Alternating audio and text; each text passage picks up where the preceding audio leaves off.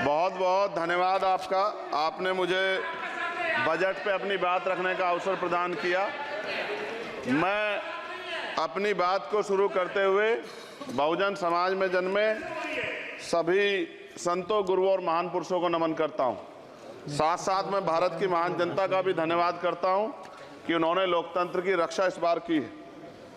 सभापति महोदय, पिछले 10 सालों में सरकार की नीतियों के कारण गरीब और गरीब हुआ और अमीर हुआ है, यानी गरीबों और अमीरों के बीच फासला बढ़ गया है।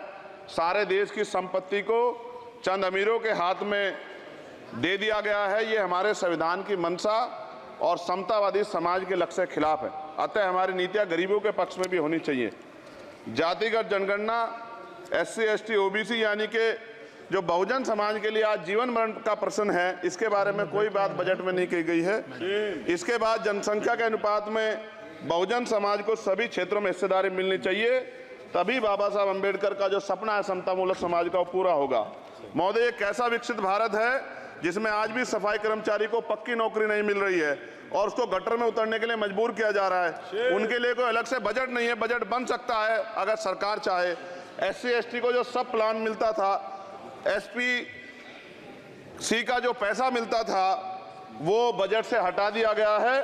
साथ साथ देश के स्तर पे आशा, आंगनबाड़ी, भोजन माता, ग्राम सेवक, PRD जवान, होमगार्डों के मानदेय में बढ़ोतरी नहीं हुई है। ऐसा कुछ भी नहीं दिख रहा है कि उनके जीवन में खुशहाली आ जाए। इनका मानदेय बढ़ना चाहिए।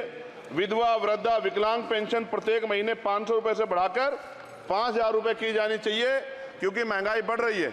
देश में प्रधानमंत्री जन कल्याण योजना के तहत SC, ST, OBC और मुस्लिम को कितने घर दिए गए, इसका कोई आंकड़ा सरकार के पास नहीं है। देश में इसी तरह SC, ST, OBC के लिए कितने परिवारों को शौचालय की व्यवस्था कराई गई। आज भी सिद्धार्थनगर जैसे जिले और तमाम जिले जो है वहाँ शौचालय की व्यवस्था नहीं है। इस पर ध्यान देना चाहिए। देश भर में SC, ST, OBC के जो रिक्त पद पड़े हुए हैं, बैकलॉग भरना चाहिए। सरकार ने कुछ नहीं कहा।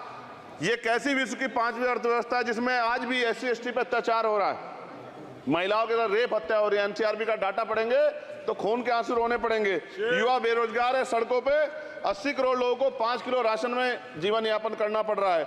जो बजट SC, ST को मिलता है, मेरे दाएं तरफ जो साथी बैठे उनको बुरा लगेगा, कर्नाटक में 14,732 करोड़ रुपए इन्होंने दूसरी योजना में लगा दिए और मध्य प्रदेश में आपने 95 करोड़ रुपए जो है दूसरे बजट में लगा दिए। हमारा जो मिलता है उसको तो मत छीनो भाई। MSP की लीगल गारंटी कोई बात नहीं हुई है। किसानों को जो 6,000 रुपए मिलते हैं उसको बढ़ा के 12,000 रुपए करना चाहिए और फसल बीमा जो है उसका सारा प्रीमियम सरकार भरे, किसानों पर बोझ ना लगे। रिजर्वेशन प्रमोशन में लागू नहीं किया गया, पुरानी पेंशन को बहाल नहीं किया गया, इस पर चर्चा नहीं हुई। देश में मनरेगा समय न्यूनतम मजदूरी की दर 700 रुपए होनी चाहिए। समान काम समान वेतन पॉलिसी लागू होनी चाहिए।